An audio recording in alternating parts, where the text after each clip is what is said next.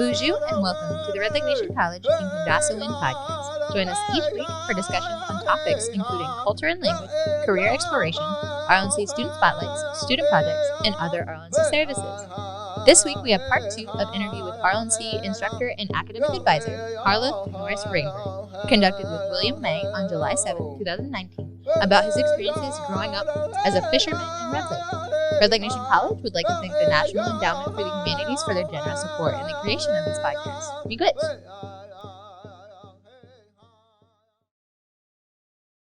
That brought about discussion. Yes. Yeah. Yes. Yeah. I told you about coming across fishermen that had 50 nets, Yeah. and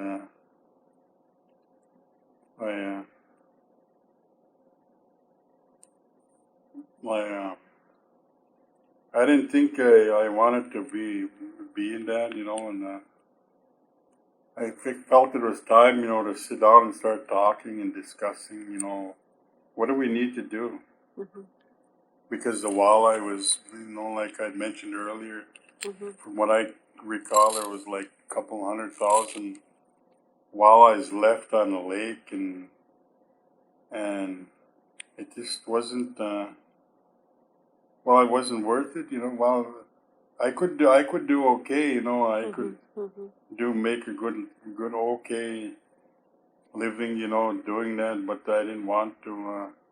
I kind of felt that there was too much going on. People weren't really. I'm looking for pictures I want to show you. Okay. I didn't really want to. People weren't paying attention. The state side, they weren't paying attention. Then I felt like our people weren't really paying attention, to what was going on, and we really needed to sit down and start talking about. That's been my dad there.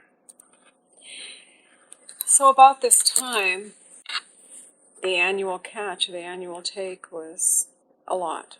It was. Well, you can look at the records for the boom and bust years, they call that. Yeah. The DNR, Pat Brown, he has some records over there, and Dave Connors, shows them that one year, that the pyramid went way up, all kinds of walleyes. And then it went down like that, and then way down and went up, and it indicated, that we were in for a tremendous disappointment, if we didn't. In my mind, I was thinking, geez, these guys make sense, and they have documentation of what happened on the Great Lakes and the fishing industry over there, and then we're headed in the same direction. So, I didn't want to believe it. I was kind of blocking it out, and I didn't tell anybody, like, explain that to this fisherman, that fisherman, I would just sit there and think, the elders here in Red Lake, I would say, well, the lake is going to take care of itself, and I really believe that it did, because it came from the people, the actual ones that were working the lake. They're the ones that there was no governmental entity, just them, the fishermen. They met, and they've been talking about it for a while. Talking about the declining numbers of the walleye population, the perch population. It goes back to respect, doesn't it? Yeah, they've been talking about that, and what can we do? What can we do? We're trying to figure out ways, about getting fingerlings, even, and getting spawn and stocking the lake, and talking about ways, but nothing really materialized. It's just like, there's always money involved, and it costs money to do all of that type of work, and the fishermen, would get that annual, the final annual payment. Well, they call it a bonus, but it's not a bonus, it's just receiving the final payment of the co-op that the co-op was offering, and the fishermen would get that, and every year there was a big party, big shindig, big doings, people shopping, Christmas shopping, buying cars, buying clothes, electronics, people would buy all that, and some guys would get some $10,000 checks, 5,000, 3,000, 4,000, 10, 20,000, checks, they would get one day, and everybody they'd have a big feed, big feast, the fisher would give out tickets to all the fishermen, and they would go around. People would cook dinners all over the reservation. They'd put up a sign, dinner here today, and people would go there with them tickets, and they'd give them tickets, and they'd get a dinner. Then the tickets would go back to the fishery, and the fishery would make a check out and give them a check. So it was kind of like a big feed, and everybody got to eat food and got money, and it was just like a happy time for them because they finally had some money after waiting a whole entire year. There was once a year that people would get. There was no money around here. People were living on probably they called it ADC welfare back then. And very few jobs. And there was only the BIA jobs and the tribal jobs. Started in '59. And there wasn't very many jobs back then. And that's probably they had the mill. They all had them jobs were all taken. But we had probably 5,000 people living here, 4,000, 3,000, 4,000, and there was probably maybe 200 jobs, how the heck is people, so that money that December, when they offered the final payment to the fishermen, that was a big time, That had to be very difficult to give up. Well,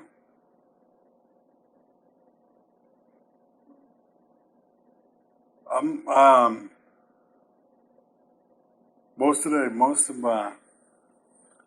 my mother worked at the mill, the cedar craft. She worked at the hospital, and my dad did all the other stuff, the commercial fishing, and logging, trapping, all the hunting, and all that.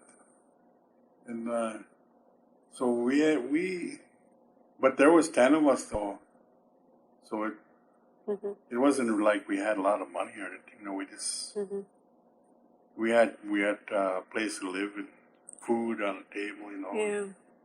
And then my sister Karen, she's older than me. I remember she started working when she was 17. She got a job, and she's been working her entire life. And she's a hard worker because she did work with my dad too. My dad, there was my dad's oldest daughter, and we used to joke around about my sister Karen, how strong she was, because she always helped my dad out there. But we seemed okay, we didn't. We lived in a one-room shack, and there was probably 7 of us. I'm thinking 7 children and my dad, and mom. And I didn't really think nothing of it. I didn't think, oh man, we didn't even understand what living in poverty was, because that's just the way we live. To me, it was a good life. And, and the fishing industry, that just helped out all the time, because my dad would get a fish check every week. They got paid every week. Then they didn't give you your full payment. That's where I was talking about the final payment in December. They keep, the profits that they made, because it's a co-op, it's not a for-profit business. And they would just give you that in December, like I said, that was, we always got some new clothes at that time. Mm-hmm.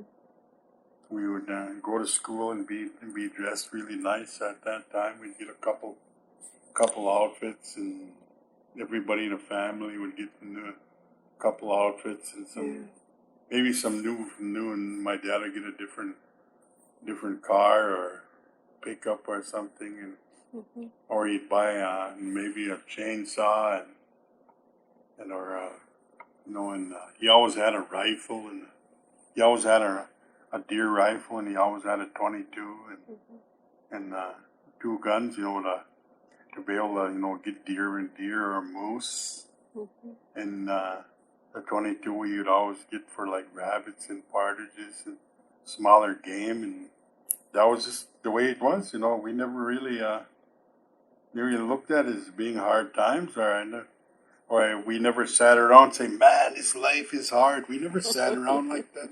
Never thought of it like that. Mm-hmm. And we're just happy to be together and happy to be a family. When the moratorium, when you guys decided as fishermen that you would stop fishing the lake, that was a tough decision. And it brought about changes. Yes, so, it did, yeah. How did you get through those years? Like, what kinds of things happened as a result of the fishing moratorium? And then what has changed since you've gone back to fishing, but now it's an angling technology? Well, I was being with my education, I was managed to get a job. Usually, running a grant program here in Red Lake, taking care of a grant, and being a coordinator or director of a program, and I've always managed to work, get a job here, and that's kind of. Then I ended up getting married, and both of us worked. My wife worked, and I worked. And after, the moratorium came about, we were both working. And there was times where I didn't work, but that was only a short period of time because a grant would run out, and I'd take over and coordinate another grant, and we just managed to work. As for some people, I'm not. I can just see that other people kind of found alternative things to do. Either get a job. Then the casino came in. The casino came about. The gaming industry came about in the early '90s. It was just kind of like kicking in, and they built River Road Casino. They built War Road Casino. And a lot of people, a lot of the fishermen, or ones that would have been commercial fishing, they turned around, kind of switched to working those casino jobs. Those came about right around. They were rolling in at that time. The World Casino and Red Lake Casino, and there was the job situation was. Our reservation was kind of like growing. It had been growing. The school was getting bigger. There was, our population was even growing. So, so more jobs came in, and even though today we're still at the low with the job, job situation, there was just more jobs are coming about. The mill shut down. That shut down, and I'm going to say probably in the 80s. And the fishing ended up shutting down for 10 years. And people just found alternative things to do. Some people left and one worked. And then there's jobs like in Blackduck at Anderson Fabrics. There's other jobs in Bemidji at North Tech and places like that. People just... figure it out a way to. Some of them just kicked back and didn't do nothing, but there's a lot of crafting going on around here, a lot of birch bark crafting. There's a lot of artists around here, that are doing a lot of artwork, bead workers, all kinds. There's a lot of things to do, that people kind of fell back on. But no fish camps. But no fish camps. There might have been some so-called cowboy fish camps going on, but nobody knew about those. It happens everywhere in the world, Yeah. And I've never seen any, but I've heard of people, because when the lake shut down, the fishermen, the fishery, and everybody, ceased commercial fishing. It pissed off a lot of people. It pissed off a group of people. And they're still pissed off today, and they're still, I feel like I was one of the main fishermen here in Red Lake, but I'm not as mad or I'm not as pissed off as some guys are because I went and got that education. That's what helped me. My dad always, even though he just got his GED, he was a veteran and he was just hard working. He always tell me, go to college. He said, when you go to college, he said, I'll get you a brand new car. I remember when I started college at UMD, I was already 28. And I came home that one summer and I said, well, I'm going to college. Are you going to get me a brand new car? He kind of looked at me and started laughing like, don't be silly. But that's kind of what I fell back on, Yeah. I was okay with that, I thought of the fishermen, the guys that would do that only. There was a small group, it got to a point where the commercial fishing, I was not the only one, there was people, that were working also, that majority of them worked. They had, that was supplementing their income, and it was a small group that, that just relied on that. And it's sad to say, that had to be taken away because that's what and I know there's guys out there that are saying, well, hey man, we want that back. And well, I don't really know what to tell you, because I want it back too, but the thing is, up on the state side of the water up there, I know there's abuse going on. And on the Red Lake side of the water, I know that abuse is going to start in again if we go back to that. And I don't know how we can regulate that, You mean going back to the gill nets? Yeah. Yeah. And I want to go back to it, but, and I could lobby for it, but I would, like I said, I don't want to see the abuse. I want to see good, solid, strong regulation, and our conservation officers, our DNR, they got so much on their hands and so much to do right now, and they would have a hard time, no policing our lake. Yeah. It'd be really hard for them to be out there, and to enforce regulation, and you got to have the whole unit, altogether, a cooperative agreement with with law enforcement, the fishermen, the courts, and the tribal government, all saying yes, well, we can go back to, but this is what's going to happen if you abuse it. And that's just so tricky, it's just so, I don't want to get into that situation where I seen that going on back in the 80s. And Yeah. So now it's an angling technology. It's a different kind of knowledge to a lot of degrees. I mean, you have to be concerned with wind conditions, but not to the degree that you're pulling nets and potentially getting fouled and potentially pulling your boat down into the water. Now, angling relieves a lot of that. You still, I think, have to have quite a bit of knowledge of the lake, right, and the wind. But it's changed. It's changed things, hasn't it? yes, it has.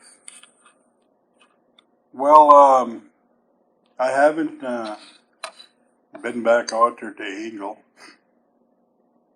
and I've been out there a few times, but I would just catch a few fish and eat them, that. But the ones that are doing it for to get a paycheck, which is fine with me, that's a good way. And, I have relatives that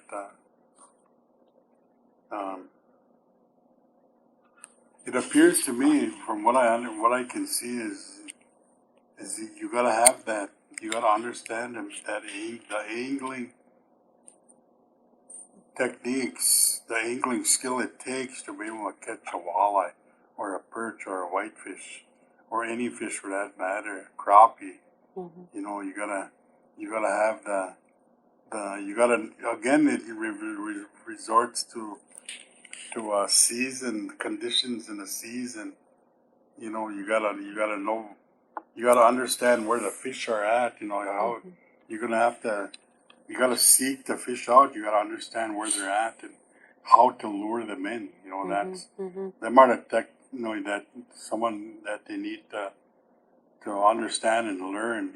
To lure those fish in to come to your hook and you be able to rake in those high dollar fish. And I know some guys do a really good job out there. They put in as many as I'm going to say I'll do a minimal 10 in a winter time. Well, even a summertime right now, the ones that want to do it will go out there and they might put 10 rods right along their boat, and just have those hooks floating and that's how they get the limit of I think the limit used to be 100 or 150 walleyes, and but they got to spend a lot of time out there. You got to go out there early in the morning. You got to, if you want to, from what I understand, if you want to catch a lot of fish, you got to go out there, be out there on the lake at 6 o'clock in the morning, and you got to stay out there, and you understand that there's peaks. From what I've seen, there's peaks where they start coming in, they start catching all kinds of fish, one right after the other. From 7 to 10:30 or something. You got to be there then. To catch those fish. Then they slack off, till 5 o'clock or something. Then you just gotta wait them out. You gotta understand. You gotta know the fish and know their movements and know their feeding time. You gotta study all of that. So it takes a whole new type of education to be able to angle. That's what I feel anyway. Yeah. I got a nephew that I might have mentioned him, and he just has that touch, and he's out there all the time. He's not only angling as commercially, he's also has his own guiding business where he brings in people and takes them out on the small lakes, and they catch trout and bass and different fish species like that, and he takes them out on. He can go out to the river, he can't go out here though, just or the big lake. You gotta, and he just knows when to. In the winter time, in the summertime, he knows when they're coming in. He just knows how to do it. So now, when they land, you were mentioning a couple of things. You mentioned something about sort of the fish camps are at their homes now because Yes. they're bringing the boat back and then they're trucking it in. Yeah.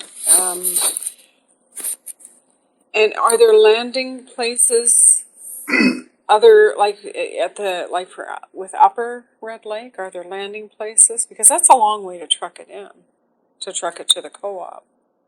Yeah.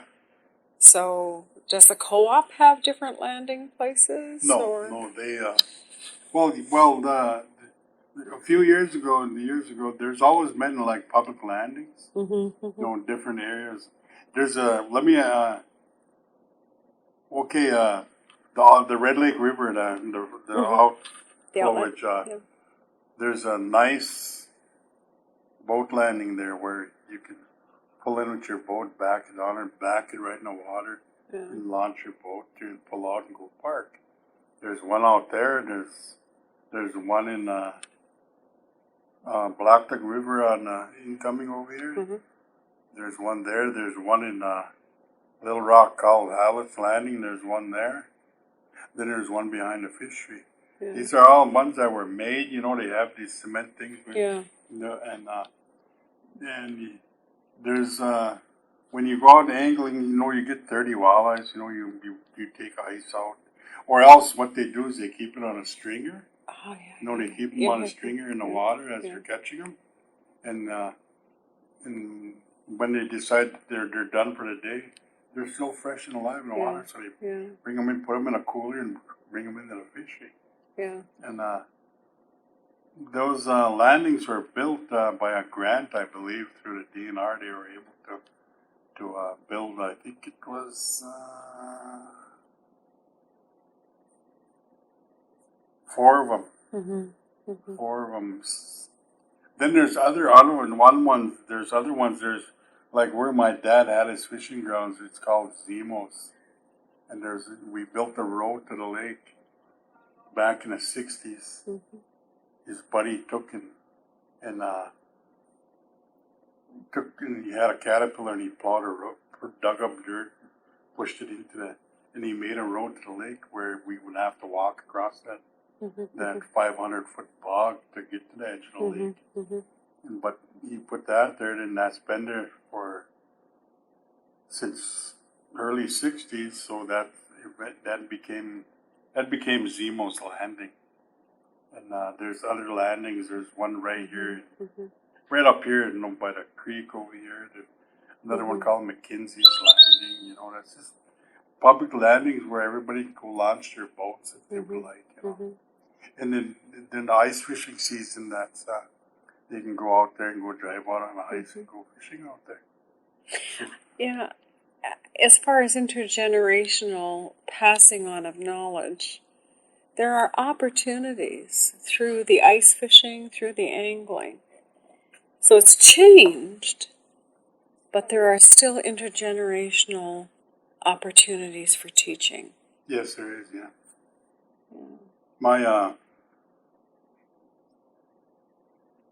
My nephews, my grandsons, they like ice fishing, and my sons do take them out. My son takes them out once in a while. They all love ice fishing. And there's uncles and cousins, that I got grandsons that go out with their cousins. They go ice fishing with them, and they get to learn that from them. Something I didn't teach them, but they had to come about and understand, because growing up here, I don't really. I remember ice fishing, but not very often. And it really wasn't a big thing to us, but we did do it once in a while, maybe once every couple of years. We did all ice fishing, but it wasn't a big deal, and not like it is now, because now the lake is closed, for a period of time until the police department authorizes. The chairman can shut the lake down if he wants, and the chairman had tried, because the chairman wants it safe. for people out there. They don't want them getting careless, because that has happened.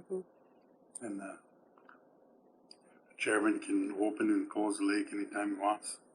But that's the way it usually goes. The chairman will issue a letter. The lake is safe. You can start ice fishing now. But that's under the advice of the DNR. They do ice checks. And they check the lake. Maybe I don't know if they drill holes. Yeah, I think it is.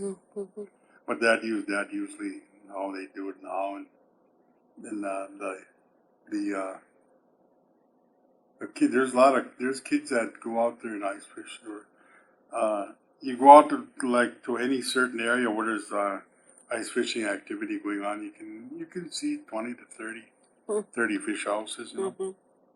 But that's not very often. I mean, that's kind of small beans, though, still compared to the state waters. Where there's like 700-800. Where on tribal waters, any given year, I kind of estimate that there might be 75 fish houses all the way around. That's all the way from Panema, Red Bee, all the way around Red Lake, all the way out to what we call the outlet. Up to North Lake, that's the whole entire, there might be 75. That's a lot of area. But then up in that little section of state waters, 20% of the waters, there could be 700 ice houses up there. It's big business up there. There's I know it is, Got to send a memo to the walleye. Yeah. Is there anything else you'd like to add? Well, there's a lot to talk about when it comes to the lakes because I've worked with I've sat in meetings with the DNR, with the scientific monitoring that goes on, and they have a good Pat Brown. His name is. He has a good story too.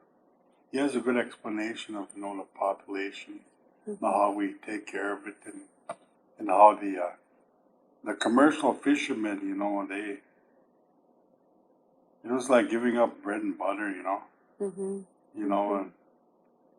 and they just thought it was the best thing that to do at the time. And I know there's a small portion of them now that want it back, but I don't know if it'll ever happen because now it's been a whole generation. It's been 95, 205, 15. It's been 24 years since we shut it down. And there's a whole new generation. Someone that's 24 years old says, hey, man, I ain't going to allow anybody to go out there and start tearing up our lake with gill nets. I'm going to vote against that. We have a whole generation that might feel that way. And I respect that, But that's the way they feel. That's the way it's got to be. And they're used to the angling, and they've developed the skill for angling. When any of the programs put on a fishing derby, like they have a little fishing contest on the ice. Sometimes there's 300 people out there, and they angle a lot of fish, get a big pile of fish, and there's a lot of young people. They have youth fishing contests. It's all good things. Do you think the relationship of the community and your cultural traditions, has that changed in relationship to walleye? Everybody loves walleye up here. I mean, even the young people. There's a certain way to cook it, I mean, they just loved it. You have young people, they like French fries and burgers and that. I worked with a dietitian on the school one time when I was managing the fishing. And they wanted me to know, well, we're going to have a walleye feast at the school for the kids. And I said, oh, that's a good thing. The kids love walleye. And here that dietitian, they turn around and what they did was, it was a disaster. they turn around and bake those walleyes. The walleye fillets, they bake them. And the kids threw them in the garbage. But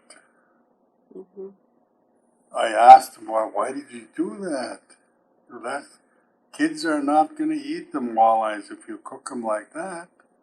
We already turned it on. They had another walleye feast.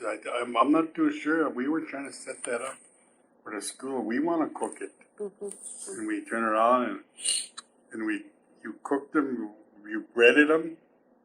You can deep fry them in olive oil if you want to be healthy. You know? And they look like fish sticks, the kind you get in the processed food. You know, and you cook them fish like those kids just love it. They love eating that walleye like that. When I was managing the fishery, they'd have feasts at the big celebrations and they would contract us. I said, you guys should let us cook walleye for you. We'll do it. We'll take care of your big dinner for you. And we would. We would cook, I think it was about, we would cook for 1,500 people. And we would use walleye. And everybody would be in line. All the kids, even the kids love eating that walleye like that. There's a certain way you gotta cook it though for the kids to like it. And the kids here in Red Lake, they love eating walleye. Yeah, they might not go eat walleye out there, but the way we gotta prepare it right for the kids, and they'll eat it. Well, I thank you. I think we're done. Okay. Are we done? Yeah.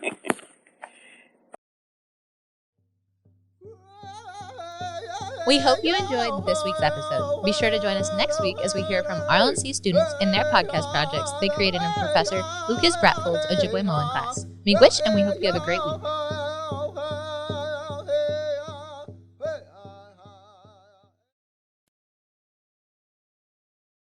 Miigwech to the following for their efforts in the creation of this Red Lake Nation College Gikendaasowin podcast episode. Opening and closing music by Director of Equity, Cultural Education, and Archives, Floyd Buck Jourdain. Opening introduction and closing preview by Recruitment and Retention Coordinator and Director of Social Media, Michael Whitecloud. Our host this week, RLNC instructor and academic advisor, Dr. Carla Norris Rainbird. Our guest speaker this week, RLNC board member and spiritual advisor, William May. Production by Innovation Center Coordinator Brandon Spears, and the National Endowment for the Humanities for their generous support. Miigwech, and have a good day.